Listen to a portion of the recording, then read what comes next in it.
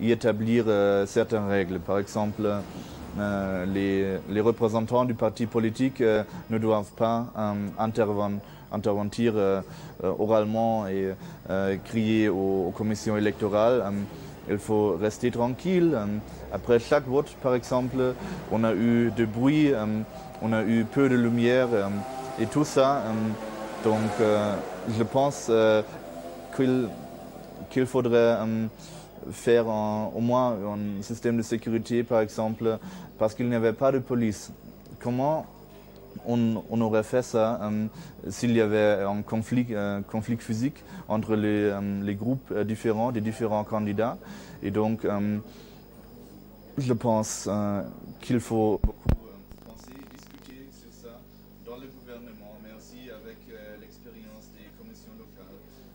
Parce que, comme je l'ai observé, la commission locale dans ce village que j'ai observé, ils n'étaient pas très sûrs ce qu'on doit faire dans une situation et ils ont perdu l'autorité.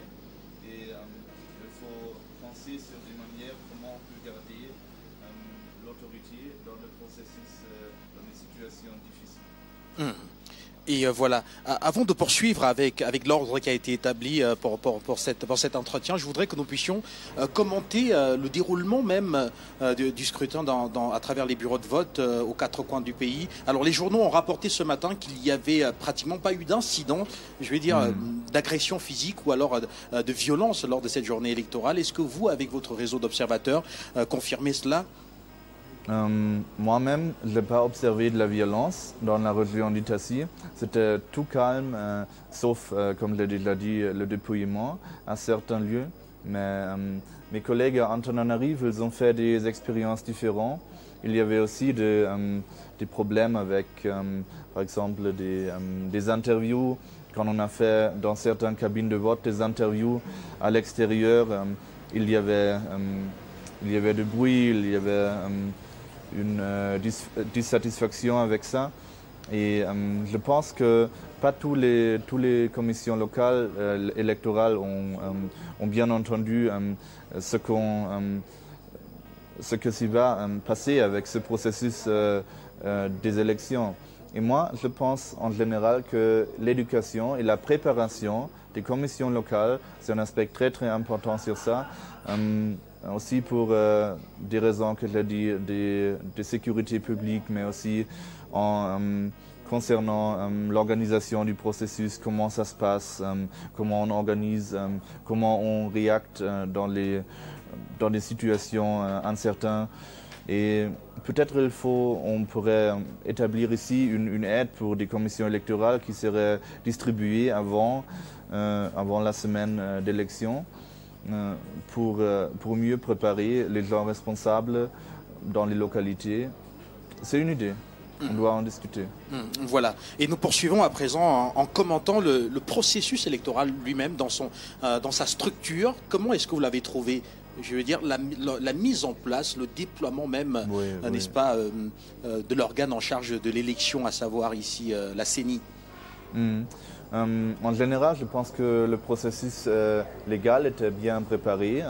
On a fait des grands efforts pour vérifier, par exemple, l'identité des citoyens, pour assurer qu'une personne ne vote plus qu'une fois. Mais il y avait toujours des personnes aux commissions locales qui étaient incertains sur le déroulement du processus. Et peut-être il faudrait aussi faire des exercices, des votes exercices pour améliorer la confiance des responsables dans les régions. Mais en général, j'ai eu l'impression que beaucoup de citoyens malagasy valorisent la démocratie, valorisent la possibilité d'exprimer leur volonté politique.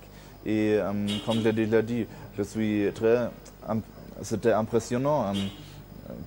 Beaucoup de gens, et je n'ai pas pensé sur voir beaucoup de gens déjà à 6 heures le matin voter. Voilà, on va terminer par là. On a constaté ce matin qu'il y avait une publication, qu'il y a eu une publication d'étape, on va l'appeler comme ça. La CNI a d'abord rendu public les résultats des grandes villes avant la fin de la centralisation des procès-verbaux qui viennent principalement des localités les plus reculées. Comment est-ce que vous pourrez, vous, à votre niveau, justifier, ou alors comment expliquez-vous cette publication par étapes? Je pense que dans un pays avec beaucoup de régions, ça prend toujours du temps de compter tous les votes. Et je pense aussi que le processus, dans la théorie, il était bien préparé, bien organisé, mais dans la pratique, il y a toujours des interventions qu'on ne peut pas prévoir. Et donc, je pense qu'il faudrait, avant les prochaines élections qui auront lieu, il faudrait plus penser sur des incertitudes et sur des interventions non prévues.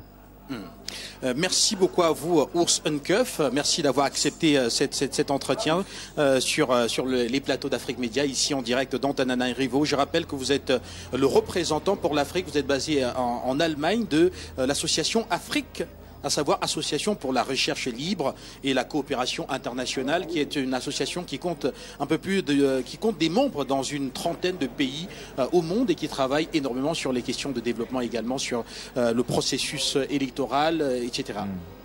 Merci à vous. Merci également aux téléspectateurs. Alors, de retour sur ce plateau spécial, ici à Antananarivo de la télévision panafricaine, je vous reçois Jean-Arthur Aoumou. Avec vous, nous allons, n'est-ce pas, aborder le fait inédit ici à Antananarivo après cette élection présidentielle. C'est bien sûr André Rajoelina qui est en tête des résultats, n'est-ce pas, des grandes villes telles que publiées ce matin par la Commission nationale électorale indépendante de Madagascar. Bonsoir. Bonsoir. Pour nous, ce n'est pas vraiment assez surprenant parce que lorsque nous avons parcouru, mais c'est que la capitale, on a vu dans les différents bureaux de vote que André Rajoelina était en tête. Les différents bureaux de vote. Et ça n'a fait que confirmer une tendance que nous avions déjà pour hypothèse à travers quelques bureaux de vote d'ici. Et il faut aussi noter que le fait qu'il soit en tête n'est pas aussi du hasard. Il a des fiefs électoraux où il a pu glaner des scores assez importants. Alors, comme c'est des noms un peu compliqués, donc on va un peu voilà, ne vous gênez surtout pas, oui. Que je puisse le lire rapidement. Par exemple, il a à Faritani, où il était bien parti. À Fana Ratsua, il était aussi très bien parti. À Antiranana, très bien parti aussi. À Tolara, très bien parti aussi. À Toama Sina. C'est des provinces d'ici là. Bien entendu. Et on va rentrer, et là justement vous nous permettez bien de nous installer véritablement dans le commentaire de cette présidentielle ici à Antananarivo. Et donc rappeler que finalement André Rajoelina a eu donc un plébiscite plutôt dans les régions, voilà, en province, contrairement à Antananarivo où on a plutôt vu Marc Ravalomanana qui arrive juste après lui avec avec un peu plus de 42% des votes exprimés, ce qui plante dans le décor de notre analyse. Alors comment comprenez-vous en tant qu'analyste cette percée dans les régions, n'est-ce pas, d'André Rajoelina, contrairement à Antananarivo, voilà la capitale qui a littéralement basculé, n'est-ce pas, selon ces résultats pour le candidat Marc Ravalomanana? Non, ça veut dire que monsieur Rajoelina est un fin homme politique. Il a compris que l'élection ne se gagne pas seulement dans la capitale. Contrairement un peu à certains qui ont souvent cette illusion-là, il sait que l'élection se gagne dans la capitale et dans l'arrière-pays. Et il avait réussi effectivement à avoir le soutien des populations de l'arrière-pays. Et c'est pour cela que dans l'arrière-pays, il a pu faire des scores vraiment très, très, très confortables.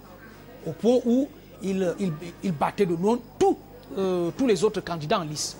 Et ça, c'est une première chose donc de son feeling politique. Et une deuxième chose, également, on l'a dit un peu le matin, c'est parce qu'il a un projet social qui coïncide avec les attentes des populations. Les populations ont quand même eu des esquisses de ce qu'il avait eu à faire il y a quelques années. Et ça restait dans leur mémoire collective. Ils ont donc compris qu'avec ce monsieur-ci qui revient, on n'a plus de chance, nous, du petit peuple, de voir notre sort relativement amélioré, sinon un peuple de façon croissante, qu'avec les autres candidats en liste, dont les uns connaissaient très bien les phrases que, bon, la plupart des Malgaches connaissent un peu les faiblesses assez notoires des autres candidats en liste et les quelques forces. Mais on misait sur M. André Rajoelina, voilà. Parce qu'effectivement, lui présentait plus d'atouts à la fois pour le pays et pour les populations elles-mêmes. Effectivement, des atouts d'ailleurs qu'on a pu percevoir ce matin dans les journaux.